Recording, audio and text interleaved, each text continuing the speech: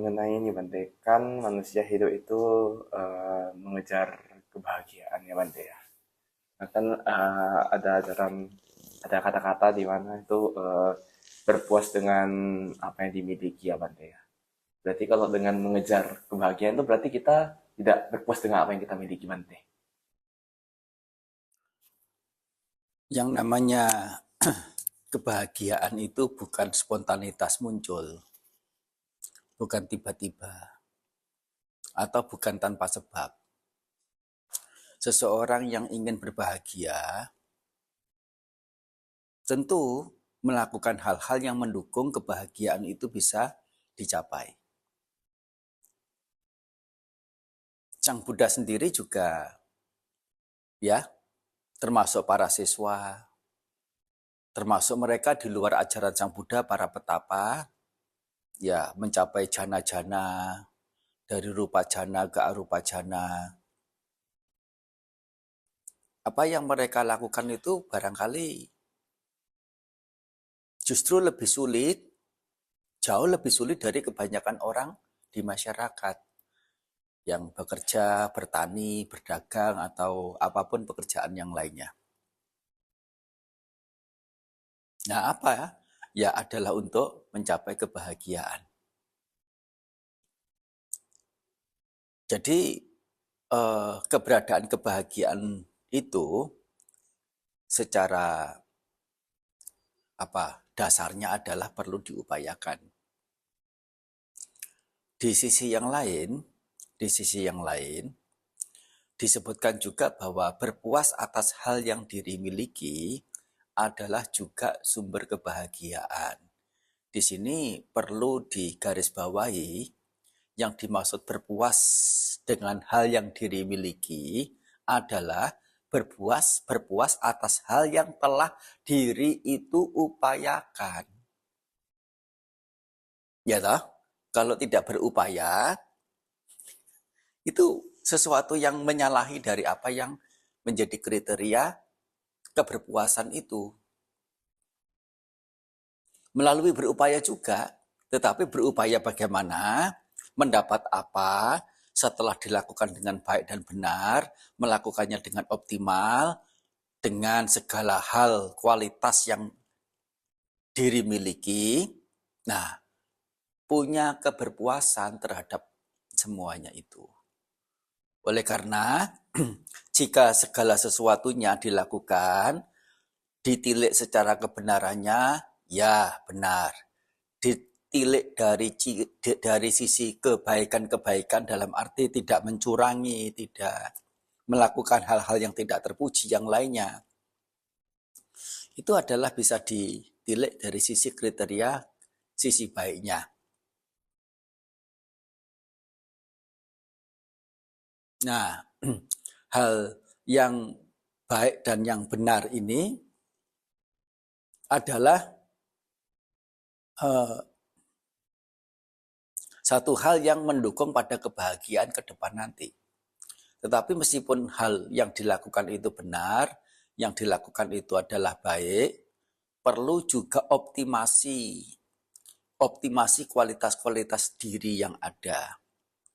Yaitu apa? Kualitas diri itu baik materi maupun non-materi. Yang non-materi itu termasuk ya persahabatan, pergaulan yang kalau dalam bahasa ekonomisnya itu adalah ya jejaring.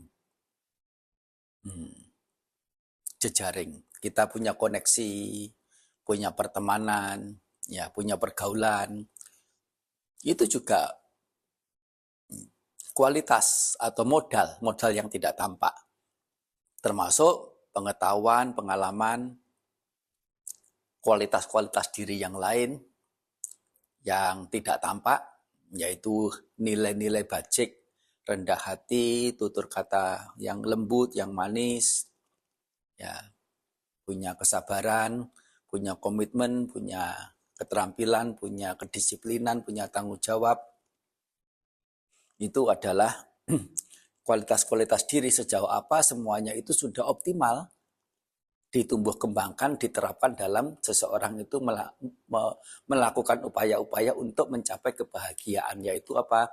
Dengan tumbuh kembangnya sisi materi maupun non-materi apapun yang ingin dicapai. Termasuk juga misalnya ya tujuan untuk orang berkeluarga adalah apa? Adalah kesejahteraan, ketentraman anggota keluarga semuanya. Ada saling dukung-mendukung, ada hubungan yang manis ya antar satu dengan yang lain. Itu adalah tujuan orang berkeluarga. Nah, sejauh apa itu semua bisa dicapai dengan menggunakan kualitas diri dari setiap anggota rumah itu.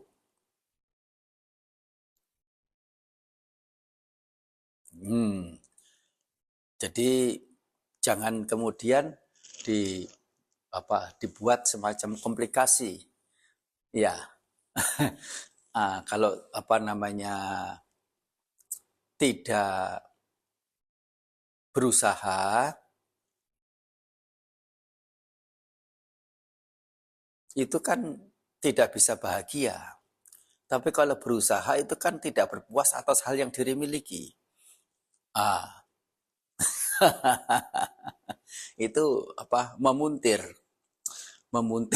pokok dharma. Walaupun itu ya barangkali bukan karena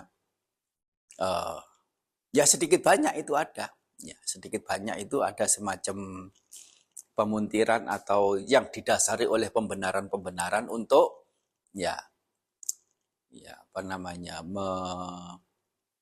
istilahnya itu apa?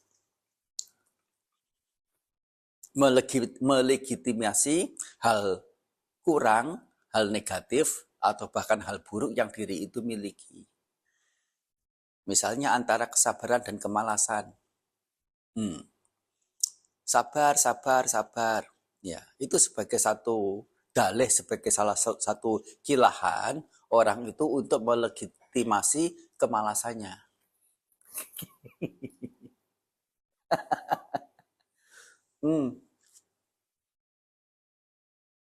Ya, itu kelurusan kita dalam mengartikan dan menerjemahkan pokok dharma. Sudah menjawab belum? Ya, oke. Anumodana ya.